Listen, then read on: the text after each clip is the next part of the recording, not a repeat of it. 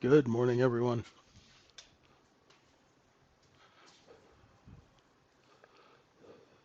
Hey, Joe, how you doing?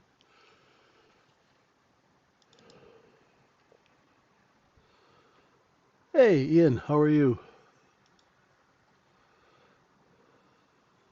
Good morning, good morning. Cisco, hello, brother. Hey, Johnny, how are the Philippines? Jerry, what's going on? Nate, how you doing?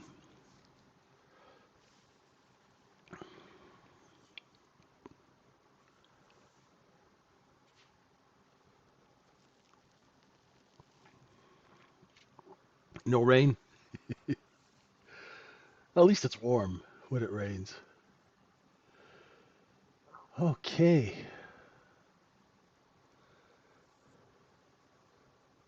Hey, Badir, what's going on? Raj, what's up? Oh, hey, congratulations. That's great. Well done. Congratulations, Nate. Juan, what's up? That's great. Wonderful.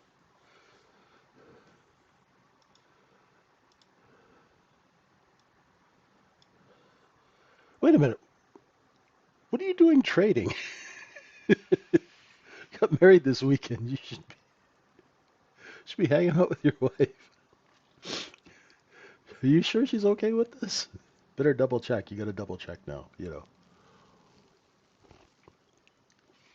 Oh, okay, okay. You're sneaking, and she's asleep in here with me. Traders, eh? Oy, ay, ay. Honey, what are you doing on the computer? I'm trading. Good stuff. Good stuff. That's brutal. That's brutal, Johnny. Oh man. Okay. So, anybody thinking about Friday? We better get serious. We better get in trouble here. Anybody thinking why the market's trading the way it is in the last couple of days? Well, okay, well, there is the curse of Raj, but other than the curse of Raj, you know what next week is? Next week is Thanksgiving, and Thanksgiving is Thursday, so the markets are closed. So if you look at your calendars, you'll see that Thursday is Thanksgiving, Friday is a half day. So effectively, we've taken 2 days because really you can't really do much business on a Friday with a half day, right? There's very little time, not much liquidity. Everybody's taking the Thanksgiving weekend, so large traders will be gone. They're not going to be on the desks Wednesday, like into the close. They're got Thursday, Friday, Saturday. So that 4 day weekend, right? It's a big weekend. It's a big holiday. So that makes because Thursday would be month end. Thursday, everything is closed. So Wednesday is month end. You guys get that? So the month end cycle now is shortened. And generally, Thanksgiving is a time where people ramp up the markets. It'd be great to get the stats on if the markets close higher into the Thanksgiving holiday because here we are. Our all time highs are up here at 69.43 in that area. But that's why we're having just massive amounts of short covering is because our month end is going to be a little bit hectic. So it would be if you're smart and you need to say you're short 15, 20, 30,000 contracts. You can't cover all that in a slow week. Because if everybody did that, they're going to drive price up. That's why this is happening now. And the sellers are seeing buyers, so they're raising price. So overnight inventory is pretty long. Most of the trading, at least 70, 80% of the trading is above Friday's close, okay? And what that means for us is it means we're looking for a correction lower, and instead of correcting lower, it's above 67.88 and 3/4. That's going to be a big, big level for us going forward this week. Do we do a look above that and fail and come back in? Or do we do a look above and go? Okay?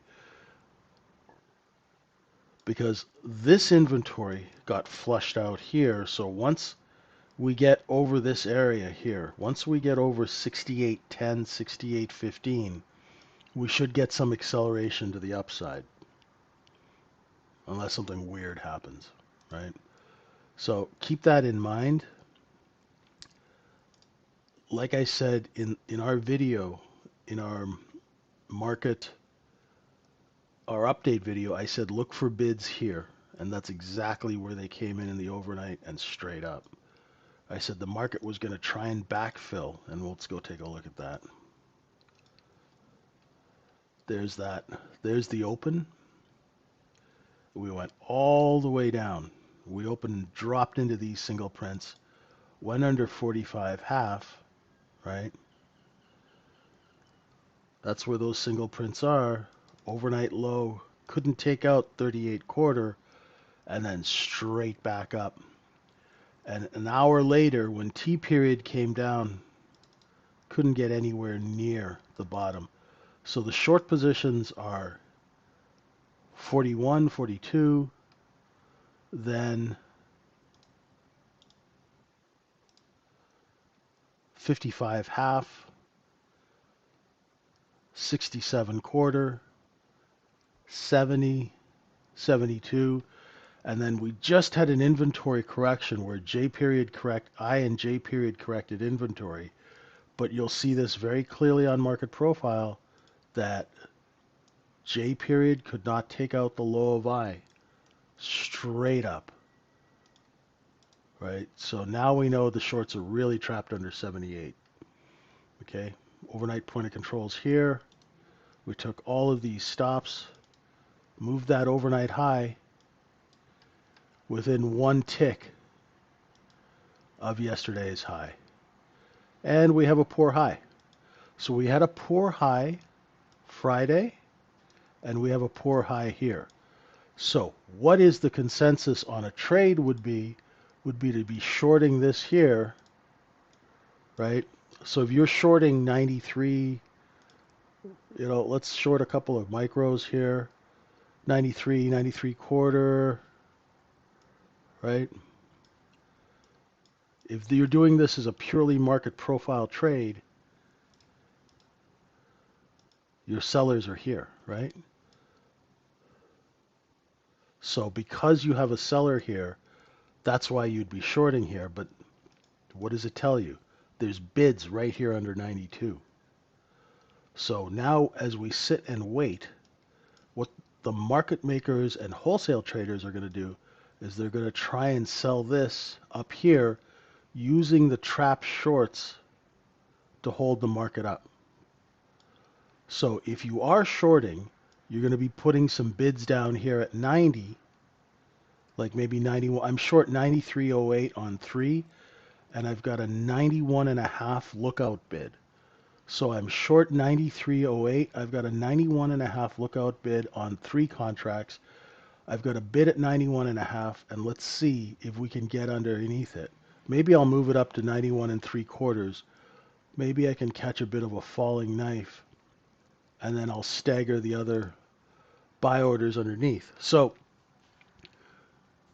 now what I'm doing is, if this market, see how the lows, the highs were getting lower, lower, lower. Now I'm back at where my cost basis on that short is, right? Nice work, Mr. Simpson, nice work. So now I know, hey, listen, if we start taking out these levels and I'm short, what does that tell me? My 91 and 3/4 bid, no way. Didn't get filled. Didn't even get underneath 92. Do you see how I'm managing the trade now, guys? So I'm short 93.08 on 3 contracts. That's an average, right? So if it gets over 94, right, I've got a 94.25 buy order for at least 1 contract. That way I reduce my risk with size. So I'll go from 3 to 2 contracts and take the hit.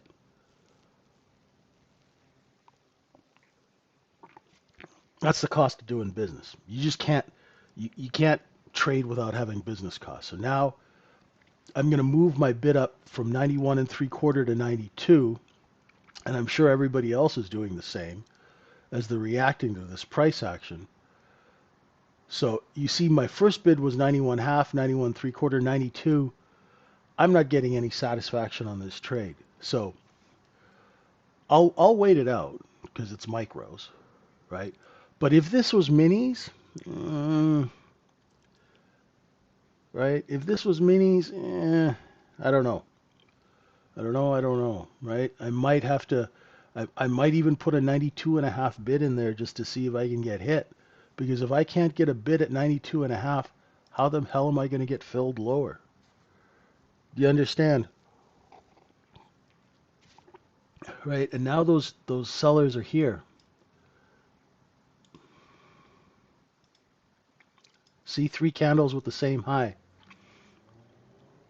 That's encouraging, right? So it's the first trade I've done, right? I'm not entirely well rested because I was up at like 2 in the morning because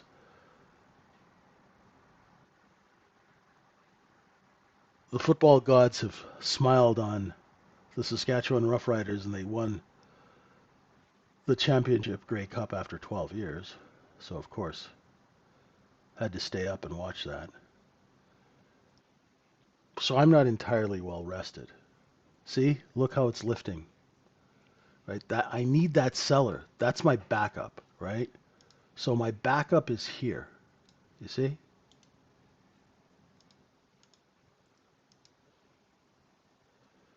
Right? So I've got a 92.5 lookout bid now because I'm moving my bids up because no one's willing to sell to me at 92, 91 and 3/4. Right? If I walk you through the process now, right? See, I can't even get a fill at 92.5 and I'm short 93.08.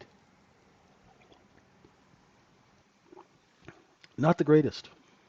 The singles are causing the bid. Exactly. That's why I left this green line here with the stop. Because when we took out that L high, see now, I stopped out on one, right?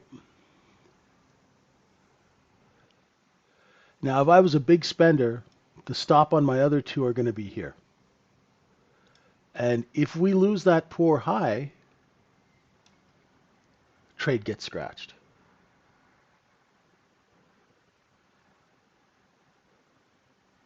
So now I'm short 2 at 93.13, right?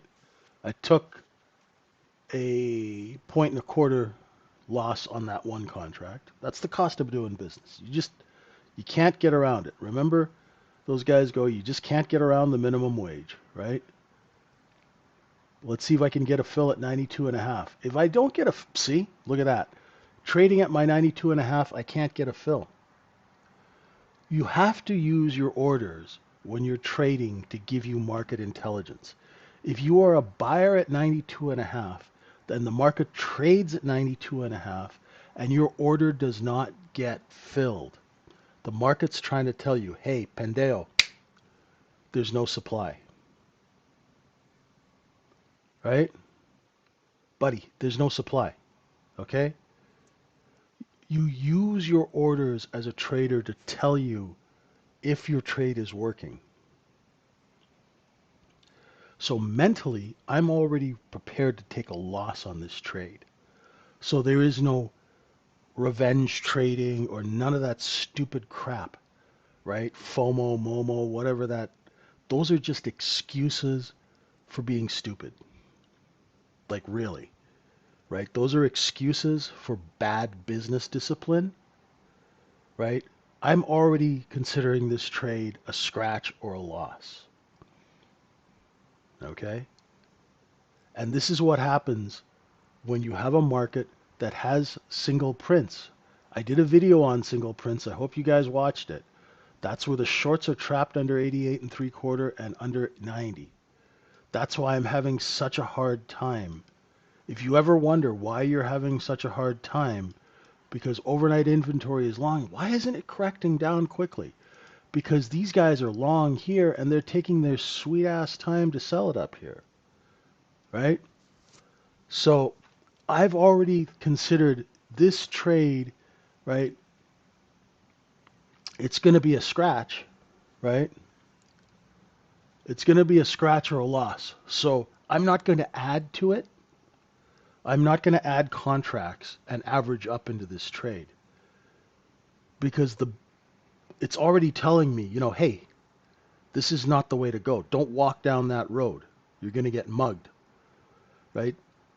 So this is how you have to manage your business. This way you don't have all this MOMO, FOMO, all this excuses for bad business practices. You guys understand that, right? You don't need trading psychology. You need to give your head a shake and you need to do business properly. All of that stuff that we come up with, we just make excuses for no discipline and just really bad business decisions. Do you guys get that? There should be no excuse. You should not be blowing up accounts. But there is no excuse to blow up an account. There is no excuse to suffer from FOMO and all of these things, right? That's just bad discipline, right? It's like me being on a diet and going to an all-you-can-eat buffet, right? You're just putting yourself in a bad situation, right? This way, manage your business. Use your trades to tell you whether or not the business transaction that you are looking at is working.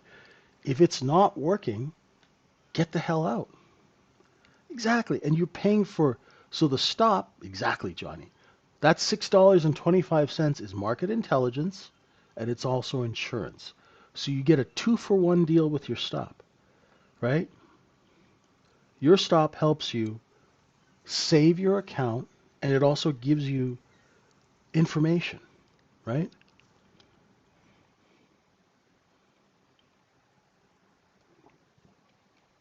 Do you know hedge funds pay millions of dollars to firms for market intelligence? Millions of dollars. They're called expert networks.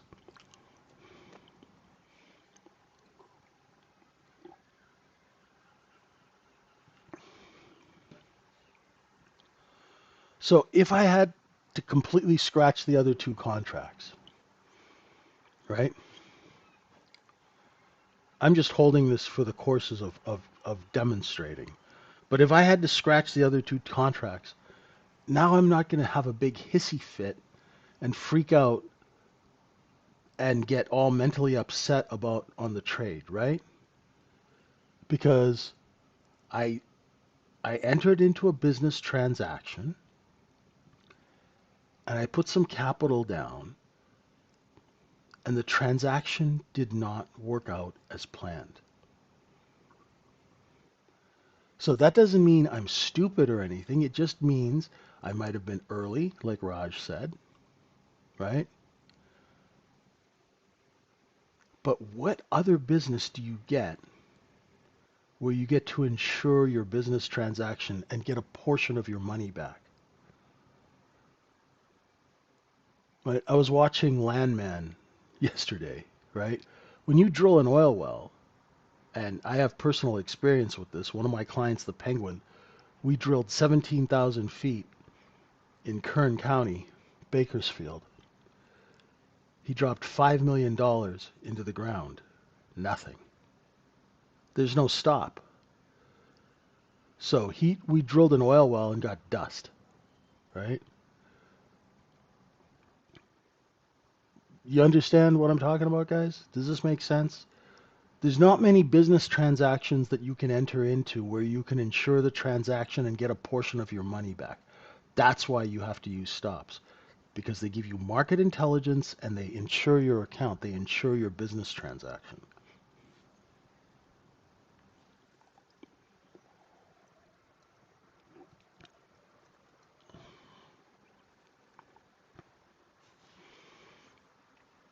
If you think about it this way, I still can't get a fill at 92 and a half.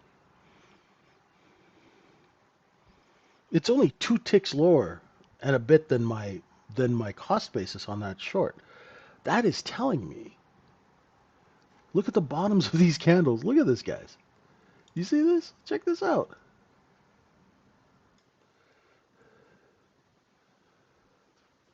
Don't worry about technical analysis and RSI and all that crap. Pay attention to what the candles are really telling you. Get into the meat of this.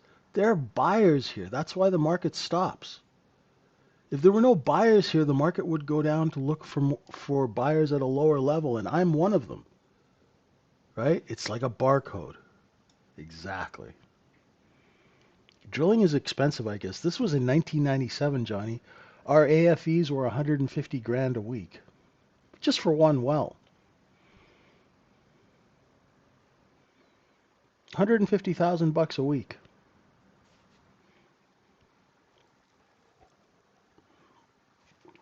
$5 million into the ground. Now, it's a good thing the Penguin was worth $400 million when we did this. You know, he wanted to have his name on a company, God knows why, instead of just investing in others and selling the stock. He wanted to do his own deal.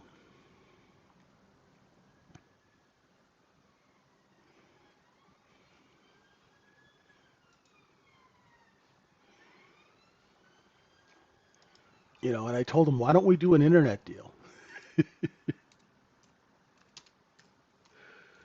You know, he told me to shut up. His oil was 17 a barrel. Right?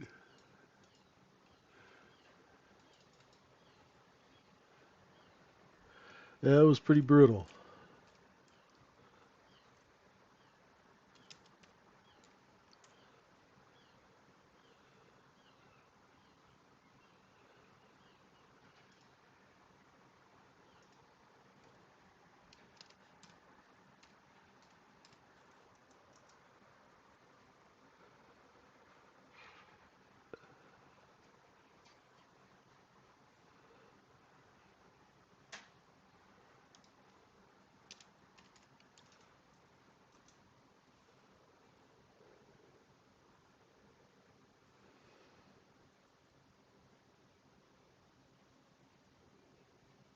I don't know why he wanted to do oil. He found this old geologist that said he knew for sure it was that Midway Sunset Field. It was one of the most prolific fields that ever was in California. And I knew we were in trouble when we drove out to the oil field. Our geologist was 83 years old, and we got lost. Couldn't find the well. I was like, this is not a good omen. So there are those single prints.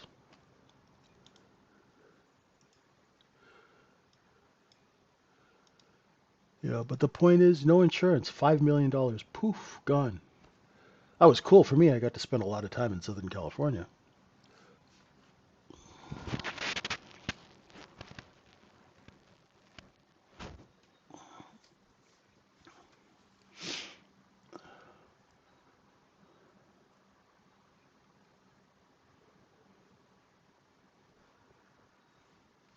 So we're in distribution here, and they stopped selling at 92 and three quarter. They will not fill me at 92 and a half. I'm begging for one measly micro. There, I got filled at 92 and a half. My next bid is 92. All right. So now do you see how long I had to wait for that short? I'm going to move my next bid up to 92 and a quarter. As soon as I move it up to 92 and a quarter, the market goes 92 and three quarters. Crazy, right? I took it back at a half. I'm flat. So completely flat on that transaction, paid commission. The best way to look at order flow from looking at candles is to rewind this recording about 50 times, Mr. Simpson. Rewind your charts and rewind what I just told you. That is the best way to learn order flow from candles, because order flow is just a fancy ass way of saying customers coming into a market. That's what order flow means. Everybody tries to sell order flow trading tools and order flow trading, which is all just bullshit marketing. Excuse my, right? It's just marketing, right? Anybody who's a trader who's been around for like 33, 34 years like me, they just laugh at that. Order flow trading. You guys are all trading order flow. You just don't know it, right? They just take all these terms and market the crap out of them to sell you $2,000 software. All you need is a 1 minute chart.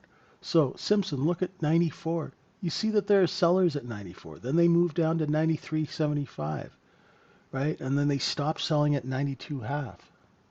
Iceberg detectors. What is this? The Titanic? Give me a break, right? Just stupidity. And they're just stealing money from retail traders, trying to get every last penny out of you guys, when all you need is the ability to draw a straight line and pay attention for more than 30 seconds. Use and then practice your execution, right? You've got to get in there and execute and practice and use your orders to tell you. So the best way to learn order flow from looking at candles is to rewind this hour recording and watch it 20 or 30 times until you really understand what I'm talking about,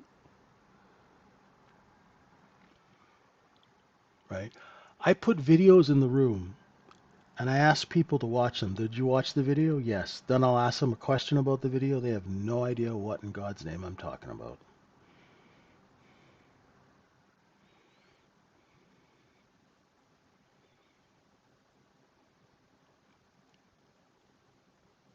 If we get into that green box, look for 67.90. Here we go. See what happens at 90, where that green line is that says stops. The videos I do are quite detailed. The concepts are unfamiliar to you guys because they are the actual concepts of the business. That's why you have to watch them over and over and over again, especially if you haven't worked in the business or understand the concepts, because they are not taught in traditional trading, because traditional trading mentors want to keep you on the tit. They want to keep you paying and paying and paying and paying, right? Look, watch 90. This should be a bid. The offer is lifting, see? You see how that's going on? When you get to 90, that's where the shorts are bid to cover. That's why the offer moved up. Now it's going to go back and forth. And have you ever heard the term size breaks? So if I go to 67.90 and I show them 5,000 contracts, that'll break. And we'll be down at 87 before you can blink. But if there's not enough size at 90 to break that, there's not enough people selling and competing, the offer we're going to lift. That's why I told you to watch 90. Where did we go? 90 and a quarter to the tick. So Mr. Simpson, do you see that?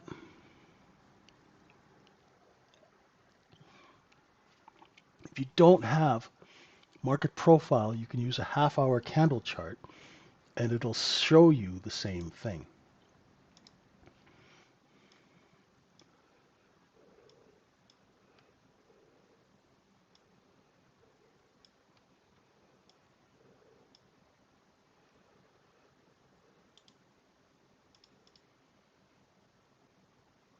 See, when they took that candle here, you guys see that?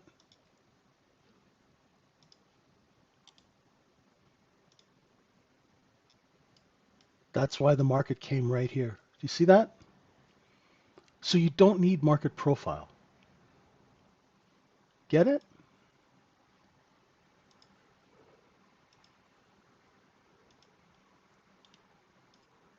You draw a line there. So you don't even need market profile, right? Everyone is short here. So they came in and started buying here. That's why you have a look below and fail of 92. But you don't try and buy this. You buy it when it gets back over 92 if the price action's a little better. But if you were short, you know that there's going to be bids here. So if you were short here, this is where you're going to cover, right? I covered early, right?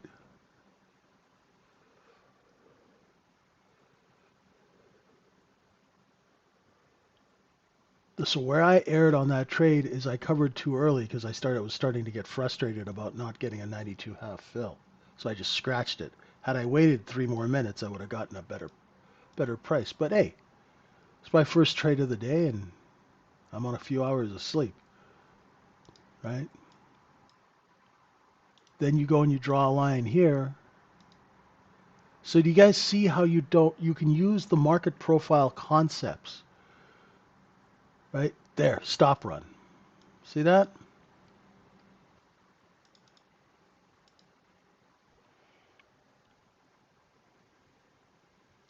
What are my thoughts on Michael Burry?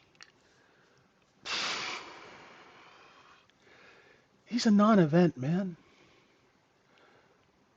Do you know how much money trades in these markets compared to Michael Burry and his piddly ass little position?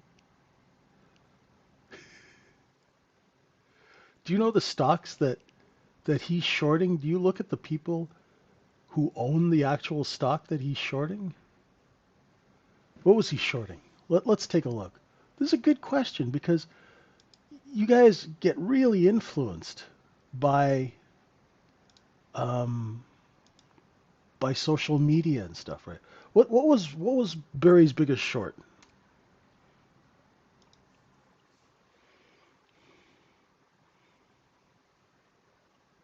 Mr. Simpson.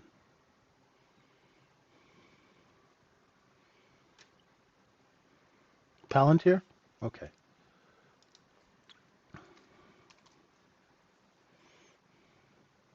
Okay. All right. So Palantir. Have you guys ever looked at Palantir and looked at the float? Okay, there's 8.8 billion shares in the float. 60% of that float is owned by institutions. Okay? Who are the institutions? Look who owns the stock. Okay? Vanguard, BlackRock, State Street, and Geode. Okay? Vanguard has $11 trillion in assets under management. BlackRock has 13 and a half. They're holding this stock for 20, 30, 40 years. And this dipshit is selling it short with his crappy little fund. Excuse my language. Do you guys understand?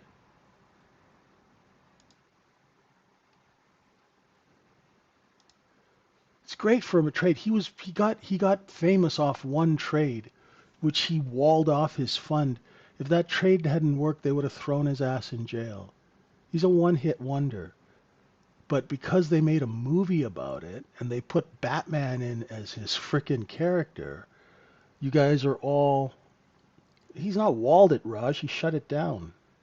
He pulled his registration. He's out of business, right? Why would you short a market and tell everybody? Because they're going to run the stock up your butt. That is the dumbest thing to do is to short a market and tell everybody you're short. Because they're going to ram the stock up your ass.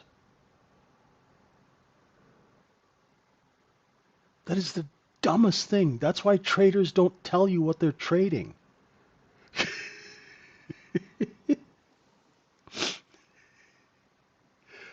All right. Anyway, that's all, Mr. Simpson. That's all there to keep you guys running around chasing your tail like dogs, right? Get into the real information. The chart is the real information, right? The chart is the real information. Short selling is a fool's game in a market that has limited supply. When you have trillion-dollar institutions that own 80, 90% of the stock that's in the supply of a market, what the hell do you think is going to happen? Do you guys understand what I'm saying? Let me put it to you this way. If you have a friend who's a billionaire and he buys 10 houses and he pays for them in cash, if there is a mortgage crisis, he gets to hold on to those houses, right? He doesn't have any repossession. Do you guys understand what I'm saying? Sometimes, my friends, you have to use your brain. I know it hurts, right? Because the people on all these shows and all this social media, they want you to not use your brain, so you follow them stupidly. Don't do that. Don't fall for it. Use your brain and use the chart. When you look at a stock, look who owns it and what their intentions are. Who cares what the company does? I've taken a stock from 30 cents to $300 a share that made glue for broken bones from sea coral. Okay? And everybody was shorting it, but none of the stock was in the system. It was all owned by a fund out of Europe. So I could move the stock literally $20 a share by spending 500 to 1,000 bucks.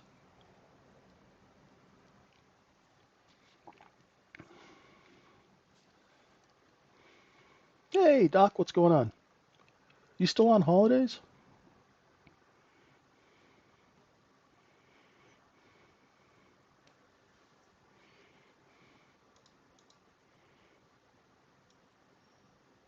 Yeah. Listen, if you're holding a stock for 30 or 40 years, Joe, and there's a COVID, is COVID going to last 30 years?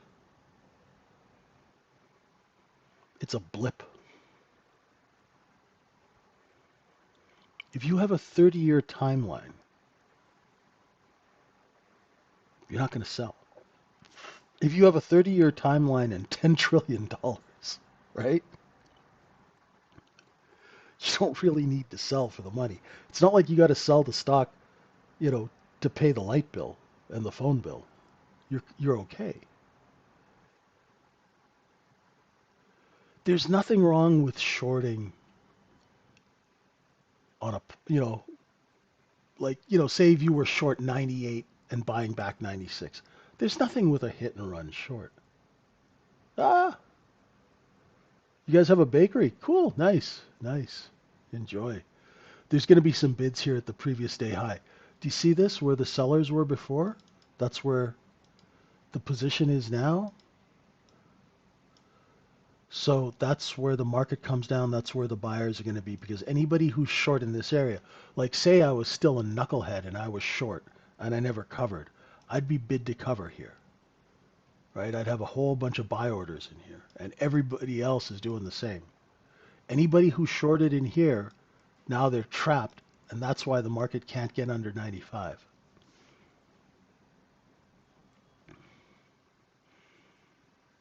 Right? And something Doc wrote in in the in the chat last night in our room. That's why you guys got to join the room, because we have insights from people who have really, Doc's been through the spanking machine. He's gone through the school of hard knocks to learn this. And he was saying execution is everything, right? Because we can talk about Michael Burry and all these people, but what you need to do is get in there and execute, right? Get in there and mix it up and make your own money. Don't worry about what these other people are doing, what social media is saying, right? Focus in on this, right? And that's what he's done. He's been with me since the beginning of this room, right? And he has gone through some horrible trading times, like we all have. We all go through it. This is a thankless unforgiving, relentless business that will eat you up and spit you out until you get it right. And you have to focus, right? Take away X, take away all that stuff. When I'm trading, I don't have my phone on my desk. I have nothing on, maybe some music, and I'm just focused. I don't talk to anybody because I can make markets in 10 to 15 stocks simultaneously because I control the order flow and I control the supply. But when I'm not in control and I'm a retail trader, I must focus and execute, right? Focus, execution, admit you're wrong quickly, right? Don't be stubborn. Stubborn gets you, maybe a ride on the bus and a cardboard house, right? That's what stubborn and wrong means in this business. Get out of bad trades quickly. Learn how to interpret what the chart is telling you. Don't listen to people. Listen to the chart, right? Right now, the chart is saying that they don't need to sell under 67.95.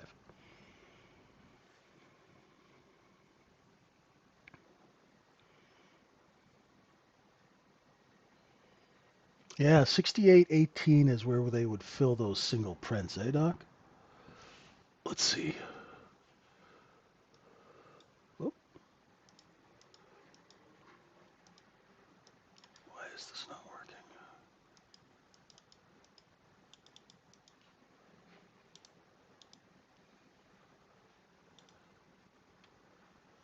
This Epic pen, I swear to God.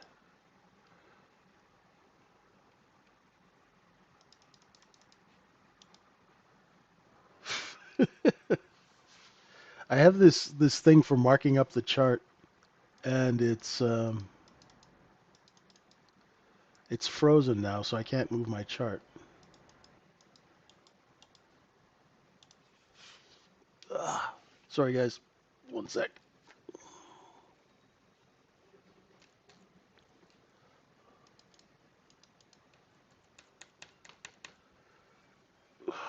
Crazy thing.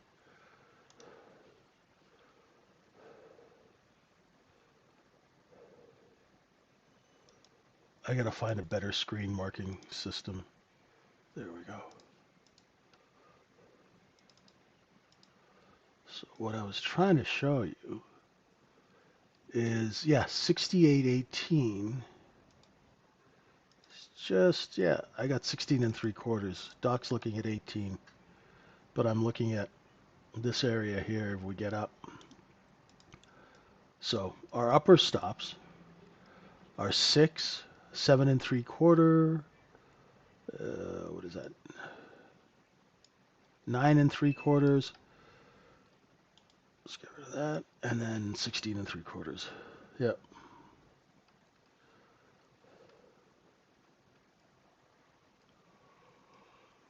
Ooh, excuse me.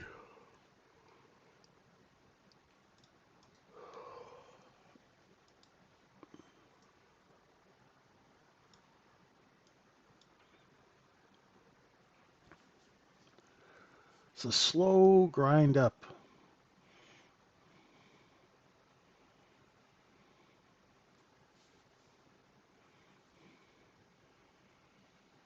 Yeah. The next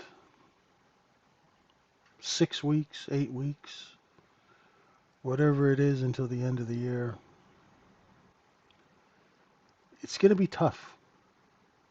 It's not going to be easy to trade this market. We're going to have to really, really focus, concentrate,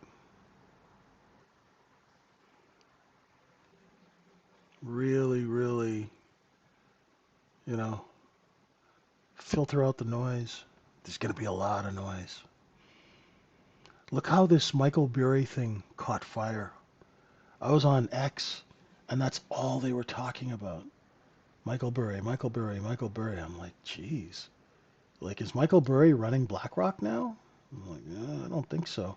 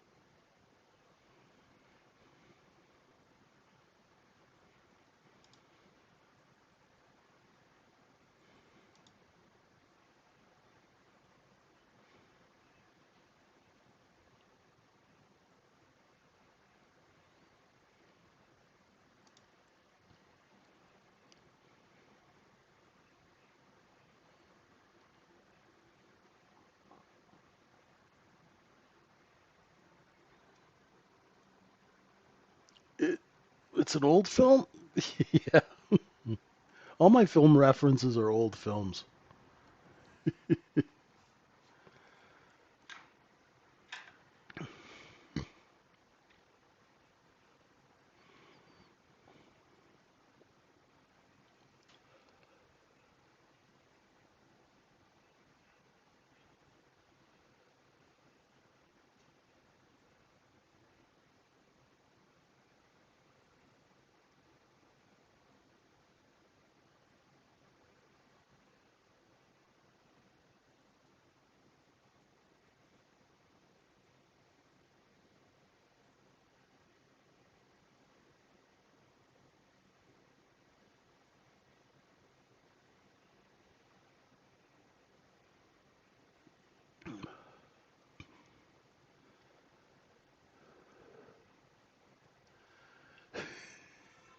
Told you Chinatown was a good movie.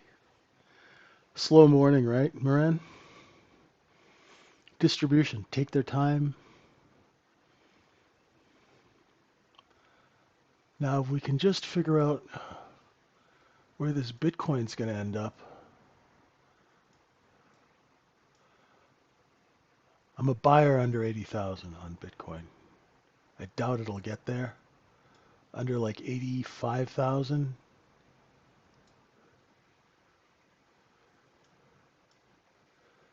Maybe a little bit under 85, maybe a little bit under 70. I really want it to go a lot lower.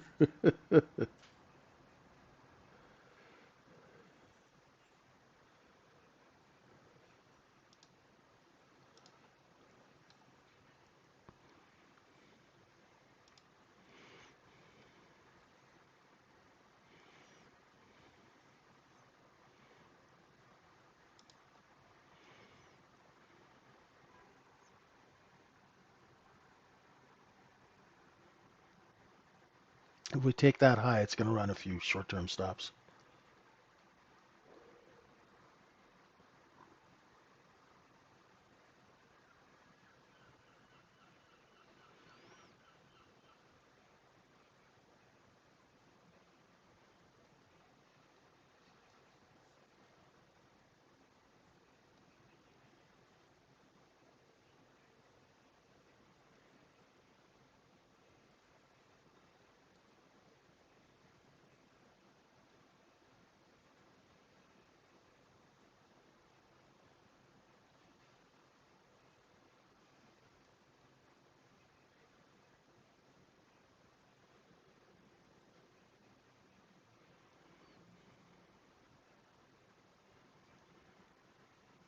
There you go. More stop runs. So now do you see, had I still been short here under 95 and I'd added to it at 97, do you guys see how easy it is to get into trouble? If you're short 92, 93, it breaks, you add to it at 96, 97. Next thing you know, it's hitting the 6,800, right? Now let's see if we get an inventory correction. But for short-term traders who have small accounts, you got to really watch your risk, right? Really watch your risk. Because we can't afford to be wrong the way like a hedge fund manager. They can be offside 20, 30 grand. It's no big deal, right?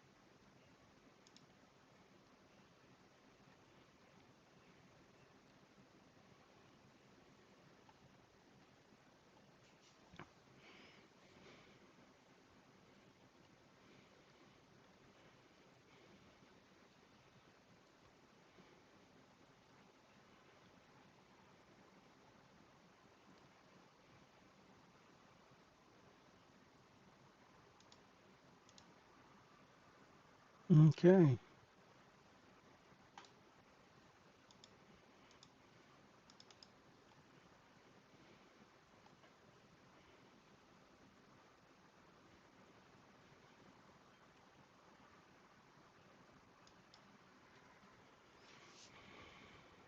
Any questions?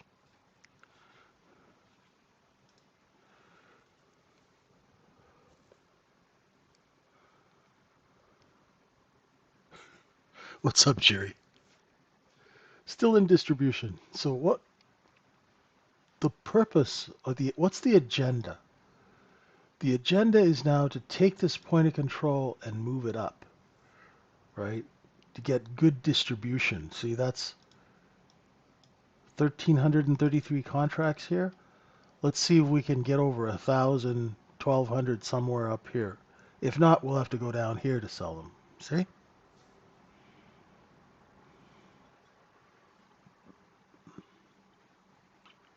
Now, sometimes the POC doesn't get an opportunity to move up if there's a ton of buying, right?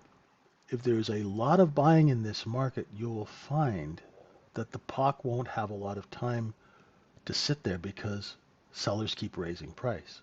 Just the same thing. Sometimes the POC doesn't get a chance to move down, right? Because the time of the move, it takes time to distribute all that inventory,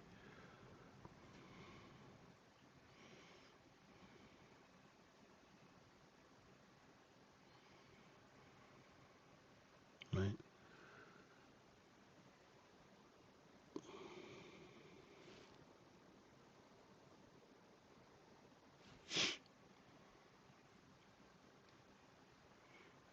I hope this session was useful to you.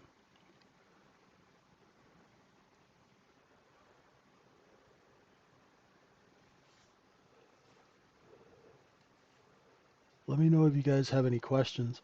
Uh, this week,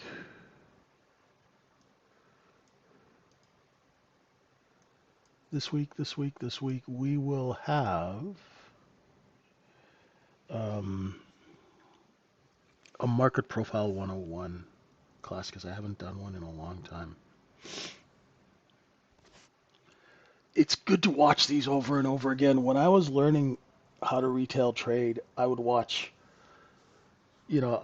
the only thing that really made any sense to me were the Dalton videos because he was the only one who talked about inventory. They didn't tell you where to take the trade, but I'd watch them over and over and over again just to get um, a sense of what he was looking at.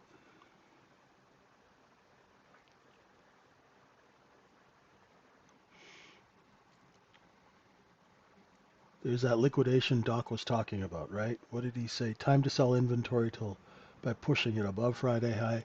They've done that. Now we're putting it on sale a little bit, and when we get to 95, are we going to see buyers?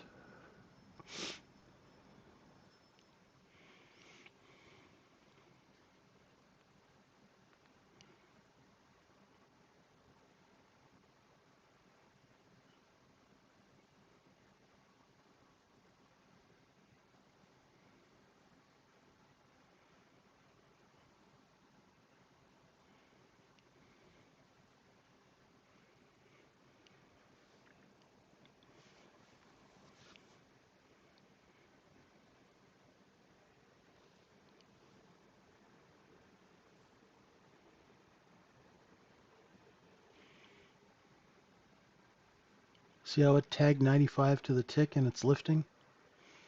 Now size is going to break that, but if there's no size seller or seller competition, we'll bounce off 95. I wouldn't go long.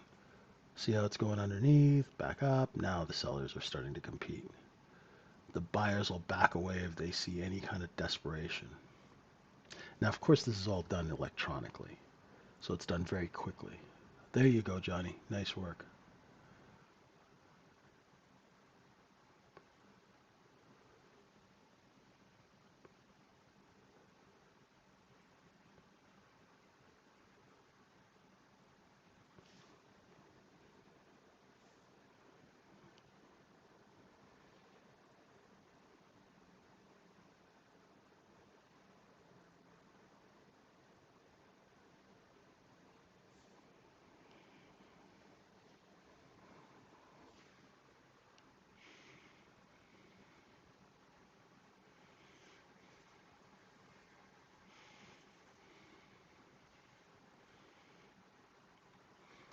So there's a cost basis here between 92 and 95, and then there's another cost basis between 95 and 99.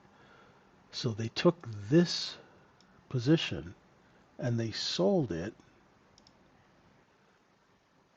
up here.